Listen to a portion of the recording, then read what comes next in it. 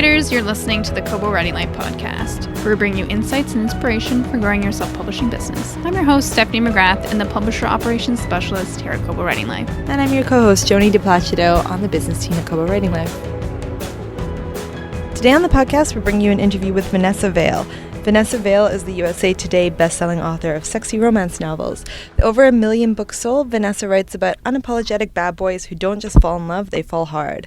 Her books are available worldwide in multiple languages, in ebook, print, audio, and even as an online game. Vanessa talked to us about her release schedule. She releases a book every 6 weeks, and she talks about the difficulties in trying to market erotic romance novels, since a lot of the traditional paths of marketing are closed off to her. So please keep listening. Thank you, Vanessa, for joining us today. Thank you for having me. Can you just tell our listeners a bit about yourself? Sure. My name is Vanessa Vale. I write steamy cowboy romance. I live in the wild, wild west where cowboys are everywhere, and I hope you like them as much as I do.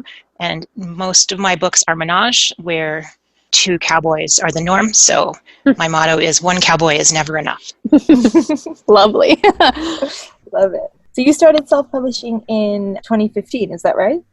I worked with a publisher for a first few initial books for about 9 months, and then from there I went indie after that. So out of my almost 60 books, over 50 of them are indie published. That's a lot in a few years. Mm-hmm. What made you decide to go the indie route? I began self-publishing because the opportunity came around at the time when it was new. The options weren't as great as there are now, but it was feasible to put out your own books without having to go through one of the big 5 New York publishers. You could write what you want. You could target the readers that you wanted. I obviously focused on cowboys and steamy cowboy romance, when all there was at the time was sweet cowboys. So it was a great way for me to get in exactly where I wanted to go with no one else telling me what to do. So just like heroines in our books, I think female writers can be empowered and take their own careers into their own hands. Mm-hmm. And even though there's more opportunities now, right, but the market is a lot more saturated now than it would have been 5 years ago. Do you find that that's the case? That's true. There are so many more authors taking up these great opportunities that we all have, but there are more ways to get your books out there, from ebooks to print to large print to audio to online games. I'm trying to think of things off the top of my head, but there's so many great opportunities to get your books out there that if you take up the opportunities for all of them, I think that everyone has the chance for success and hitting their target readers. My target readers aren't the same as somebody else's, so I feel like authors aren't competing against each other. We're all trying to help each other and push each other forward. So just because someone buys my book doesn't mean I don't think that they're not buying somebody else's. Yeah, that's the great thing about romance readers. I think they buy a lot of books. Mm-hmm. So there's room for all the authors, I think. That's right. Is it true that you release a book every 6 weeks? About that, don't pull out your calendars and check the publication dates, but it was about once every 4 weeks, but now I've sort of gotten a little weary, and it's about every 6 weeks or so. I find every summer I get a little tired and take a break, so this summer I took a month off of publishing. However, I know that you guys are going to get into foreign conversations, but I write the book in English since I am native English speaker, but I do consistently have my books translated into foreign languages, even if I'm not writing a new English book. So a lot of those releases might be foreign language releases.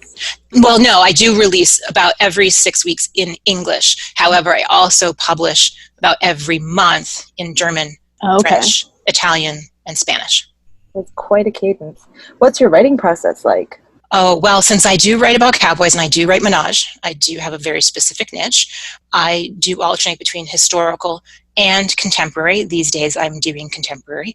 So I try. I'm more of a pantser than a plotter for authors out there who are wondering how I do it. I'm definitely a pantser, so I try to come up with a loose plot, but I pretty much wing it as I go. I know that's not what some people want to hear. But So was your release schedule always like this? Have you always been releasing stuff consistently? Yes, I have always released a book every month. Originally, it was specifically to meet Amazon's algorithm needs of having a book in the new release category. However, I have always been wide. I have not been in Kindle Unlimited. I did dabble for fun in it just to see what it was like, but all my books have been consistently wide. So the Amazon algorithms, as most authors know, don't favor the wide author these days. Therefore, while I do try to keep my books on the new release list or what's hot list, I find that I don't feel the need to kill myself to meet Amazon's requirements. Since I am wide, I publish on Kobo and on Apple and Google and other retailers. So I don't have to meet Amazon's needs, say, like a Kindle Unlimited author does. Right. Was your strategy of going wide what you always intended to do, or was it just how you started and you continued that way? I intended to always go wide because 5 years ago, all the retailer choices that we have now, or the main 5, were available back then. And I don't like the challenge of putting all of my eggs in one basket, for a lack of a better term, while I think Amazon is a great opportunity for people to do amazingly well in Kindle Unlimited. I know a number of authors who are killing it over there. I personally didn't feel comfortable with solely relying on that one sales channel for my income. I have kids, and I see this as a serious business. Not that other authors don't get me wrong, but I want to ensure that if something does happen with one retailer, that I'm covered by the others. Mm-hmm. That is smart. That's exactly what we try to preach here as well. Yeah. So I think one of the reasons that you do particularly well on Kobo is your translation strategy and the fact that you sell in a lot of different countries. Why did you decide to focus on translations? Or I'm going to just backtrack for 1 second, add a little bit more onto my previous statement. Okay. The other thing about going wide that I didn't mention is the importance of reaching as many readers as possible. There are readers on Kobo that don't read from Amazon, and if I was solely on Amazon, I would not meet those readers and know them, and they would not become my super fans. So now that I do have a strong following because of those readers going to my newsletter list and getting my latest information as I send out, becoming my super fans, reading my books over and over again, I can't backtrack now, but it's great to have so many readers in so many different areas. So besides just meeting the job needs, the self-publishing needs of Amazon, I also have to want to meet as many readers as possible, and being wide really, in my opinion, helps with that. At least it does for me. So your question about foreign, yes, that ties into this exact statement. I want to reach as many readers as possible. Not everyone speaks English, and therefore my books in English only were limiting to me. Putting them in various languages only expands that growth. It only makes my wide platform even wider. And having a retailer like Kobo, who specializes in not United States sales, like Canada, France, other countries that do not speak English as a primary language, or also speak other languages as their primary language, like Canada does, I can hit more readers. So with Kobo, I hit foreign speaking people, foreign reading people, more so than I would on other retailers. You do really well in our French territories, and I was just wondering, did you have an approach of where you wanted to start your translations first, like in a certain country, or did you pick a certain book? How did you go about doing that? I actually started with German and then moved into French as the second foreign language I translated to. But I suspected that Kobo would be really receptive to having French translations because of your French audience is so great. So it's a win-win, I think, for everybody. The only challenge with French sales specifically, or foreign sales specifically, is that my covers are a little racy. Oh. So I have been told that foreign paperbacks, if you go to a foreign bookseller, an actual store, and you look at their paperbacks, they're all plain, like flowers or a woman walking through a meadow kind of thing. And so some of them won't even allow racy covers in their stores. I can't confirm or deny that, but the ebook sales are different because they're not in an actual retailer. People are in there. Right, that makes sense. And is the process, how much are you involved with the process of selling your books abroad? Do you kind of hand it over to someone? Do you redesign covers? Or do you have any input in any of that process? I actually do it all. I work with translators that I have found personally, vetted and found, and editors as well. So I work as the project manager with these translators to convert my English books to a specific foreign language. As for covers and redesigning, I went to art school for college, and so my degree is in graphic design. It has come in handy, so I do all of my covers, all of my marketing graphics. Most authors probably don't have that feature. It definitely helps with my brand a little bit, since I know exactly what I want and I don't have to explain it to somebody else. It definitely helps with timing and getting books out quickly, because I do not have to wait and rely on a graphic designer. And it also helps with pushing out foreign books quickly, because I can convert the covers myself. I was going to say, you have a strong brand, like looking at all your covers, and it makes total sense that you've been designing all of them.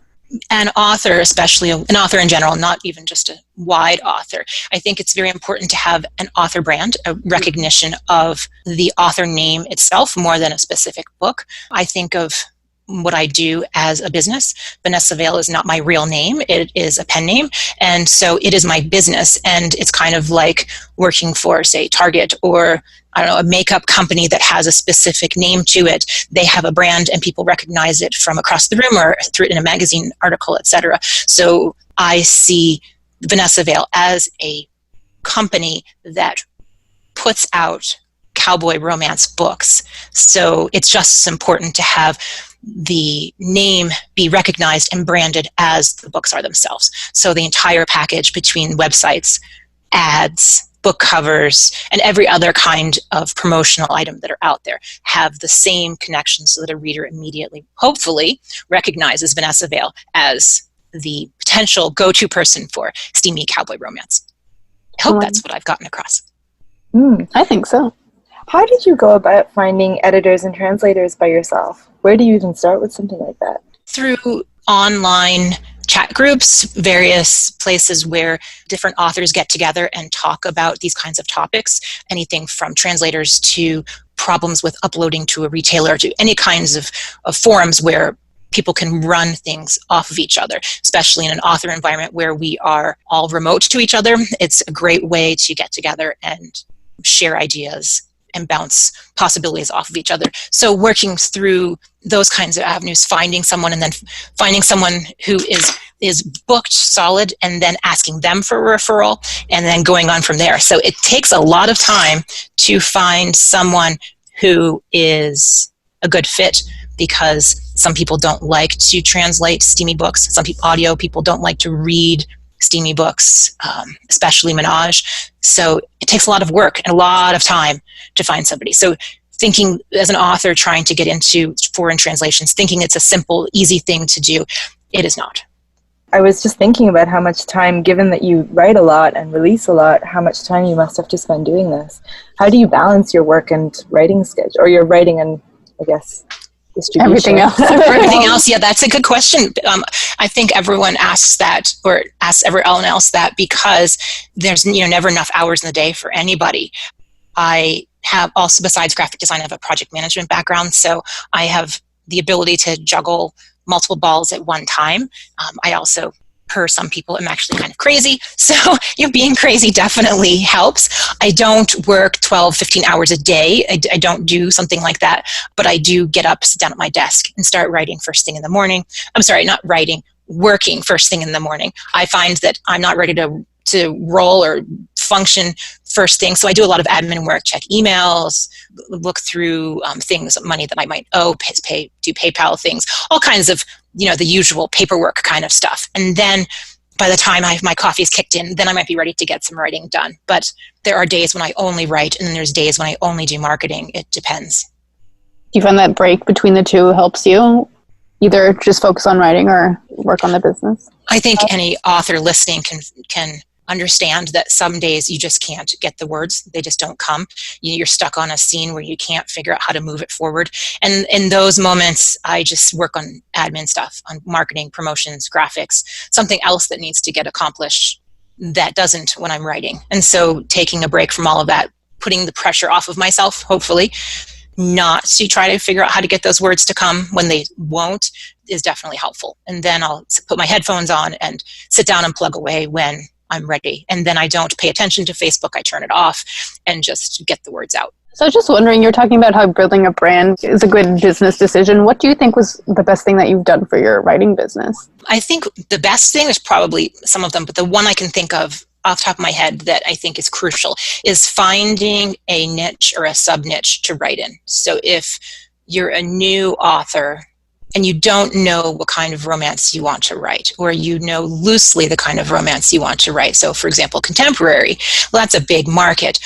Narrowing it down to a couple of small niches, say contemporary billionaire or contemporary cowboy or even contemporary royalty, for example. Those are three completely different sub-niches, but it's probably going to be difficult to brand yourself as a contemporary cowboy author and a contemporary royalty author at the same time. You are probably going to find two different sets of readers, but you might find that you can brand yourself as a contemporary steamy author or a contemporary menage author and writing in all of those different subgenres.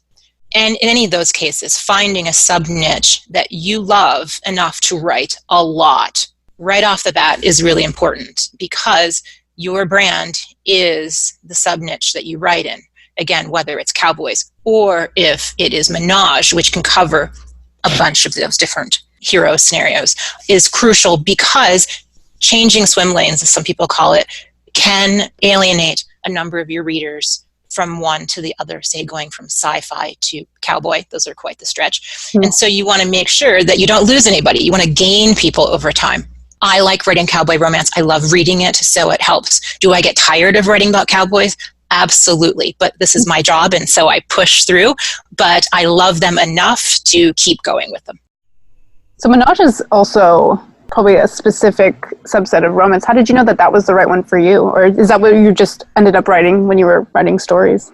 Yeah, that's a good question. So I decided to write steamy cowboys, meaning not sweet, literally the other side of the spectrum. So sweet would be Behind Closed Doors, or Just a Kiss, like a Hallmark Channel movie, or even not even a kiss, just sweet as can be. There are tons and tons and tons of really great sweet historicals out there, cowboy historicals. But there weren't 5 years ago any steamy ones, like crazy, 10 out of 10 on the heat scale of cowboy romances. And I wanted to fill that void. So I started with one hero, one heroine, and then moved into Menage, one of the books in a series. I decided to add 2 cowboys into the book, and it sold better than the others. The reception was greater. It was something that didn't happen yet in steamy romance or cowboy romance at all. And so once I did one and it was well received, I went and did another, and I started my Bridgewater series specifically basing it on a town that was based on menage relationships. So it was a world that I built specifically for that. And it did well enough that I kept running with it. Now, back to that subgenre challenge, trying to get into a specific swim lane and sticking with it. Well, now people say I'm the queen of menage, and it's very hard to get out of it. So if I write a book with just one hero in it, some of my readers are fairly disappointed. Oh, okay. Does that stop you from branching out into other series, or maybe you're writing it under a different name? I don't know. But how do you deal with readers that are disappointed, or just you write what feels right? Let them be disappointed. Yeah. I definitely write to market, meaning if my readers want menage cowboys, I write menage cowboys, because they buy the books, they pay my bills. So as my business, I want it to keep it afloat. If I decided to branch out into something wildly different, I probably wouldn't get a very warm reception about it, and I wouldn't get a lot of my super fans following me over. And that's not good for my brand. That said, I did switch from historical cowboys to contemporary. That change was met just fine. I can toggle back and forth between those two, which is, for me, is not a problem with my readers. But since I do write quickly, if I was inspired to try something different, I'm not talking vastly different, but slightly different, if the book didn't work out, and I would know very quickly after it went live, I have 6 weeks until that book becomes my backlist. And I can toggle back pretty quickly. If I only published, say, every quarter, it would be a little bit more impactful. But for me, if I wanted to try something and branch out, I can toggle back to my main focus of perhaps menage cowboy romance fairly quickly. So it sounds like you communicate with your readers quite a lot. How does that work for your readers that don't speak English? Do you have a way of reaching out to them or getting feedback from them too? I have mailing lists for newsletters for German, French, Italian, and Spanish. In my books, in the back of my foreign language books, I have a link to a reader magnet or a free book that I offer for them to sign up for my newsletter. And while I do have that for English, it is identical in concept for my other languages. So I'm trying to, as an author, lure readers in other languages to join my newsletter list so that they can get information from me focused on my books, etc., right to their inbox. So not going into detail about how a newsletter can really help with promotions, but having foreign readers sign up for that means those people went, found my book, found me specifically, enjoyed my story enough to go and sign up for my list. So those people are my strong readers or perhaps even my foreign superfans. And so as that list grows, it really helps me see how big my following is in those languages. And then, so you mentioned that you don't do any ads at all for marketing. I'm just wondering, did you try it out and figure out that wasn't right for you, or how did you approach your marketing in general? Sure. So you're referring to paid for advertising. Yes. Specifically, right? So back in the day when Facebook ads were starting to take off, when they were recognized as a way to help sell romance books, I actually was banned from my Facebook ad account down with the usual, your account is shut down, you have no recourse letter that I'm sure a lot of authors are familiar with. So I didn't have a Facebook ad account, so I didn't have a choice but not to use them.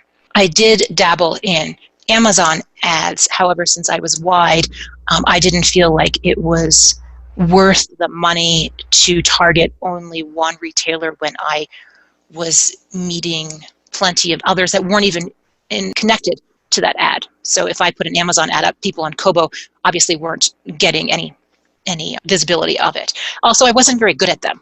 And as authors probably know, that it got very, very expensive for the visibility or the cost per click for those.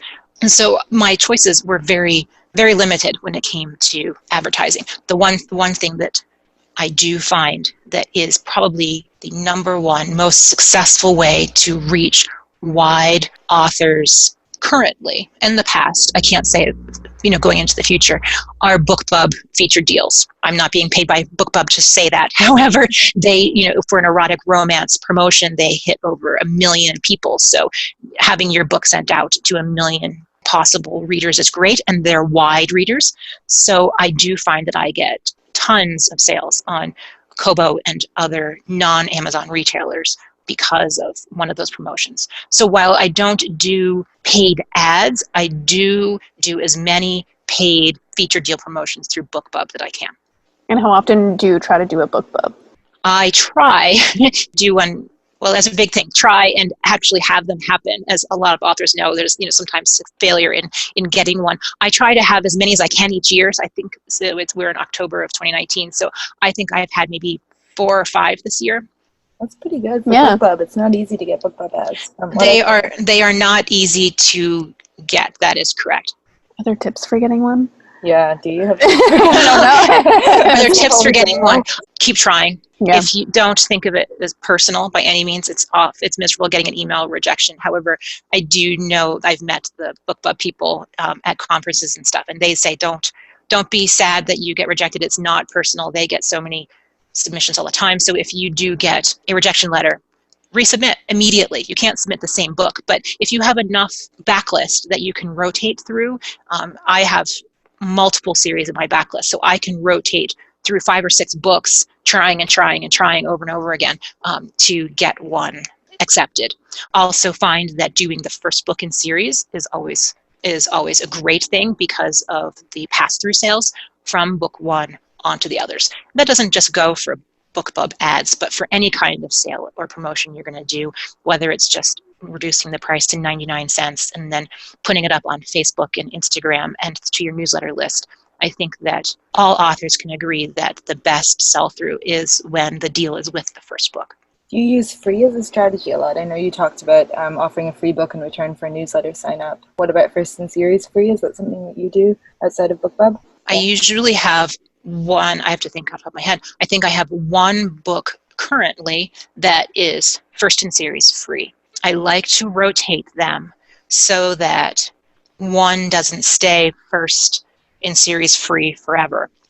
I will keep it for perhaps a year, but I will, once I notice that the sell-through isn't as strong as it was when it originally went first in series free. So then I return it to full price and then go to a different series and then change the first book, actually to 99 cents first, and do it as a sale, and then get a lot of people to come to it as a sale, and then over a course of several months, and then I will drop it to free and then get more people from the free sale. So it's a perpetual rotation. The only challenge is all retailers are easy to rotate into free, except for Amazon. So once you get the book to perma-free, sometimes it's very hard to get it out of perma-free. It's a good strategy. I didn't even think of that one way approaching a big backlist that way. Yeah, when you have a lot of books, there's more to work with. It definitely makes a big difference. That's for sure. And that's why I try to keep up with about every 6 weeks on an English book publication, because if I do a 3-book series, then I have a full series complete within, let's do the math, 6 times 3 is 18 weeks. So that is, 4.5 months or so. So every 4.5 months, if I did a 3-book series, then I can make the first book 99 cents after 4.5 months, and then try for a 99-cent BookBub, and then leave it at 99 cents for a little while, and then wait 6 months for the BookBub 6-month window, and then do a perma-free one. Do you do box sets, or do you just... So that is a great question.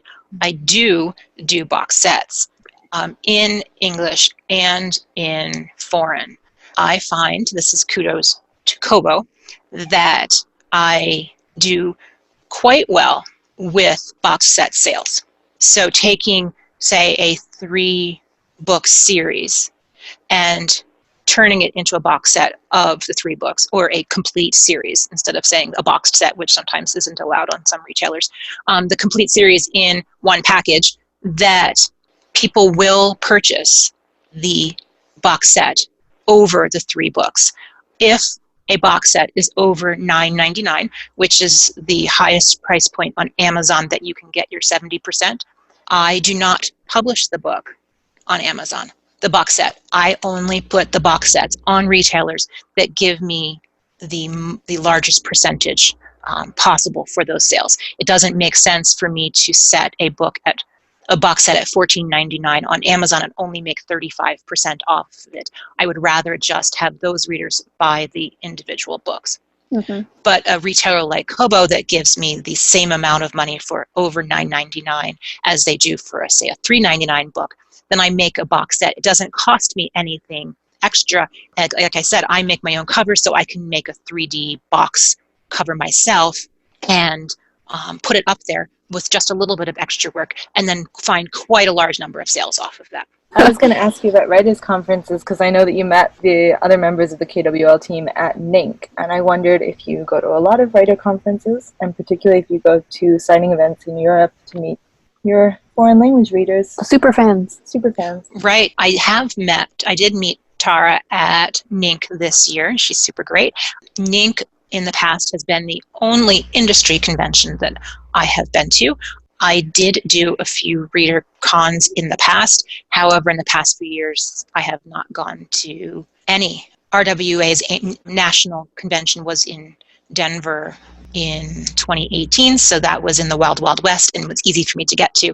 However, I do not participate in reader events or travel for industry cons. I did meet the Kobo people at NINC. They're great, but NINC is really the only industry convention that I go to, and I have not participated in any reader cons in recent times because there aren't that many of them in the Wild Wild West. That's fair. That makes sense. So then what can readers expect from you next? Next, I am in the middle of writing a new series. The first book just came out in September, so I'm writing book 2 now. It is a 5-book series called the Wild Mountain Men series. So as you can imagine, and based off of this interview so far, it takes place in the Wild West. It has cowboys, and every book is a menage.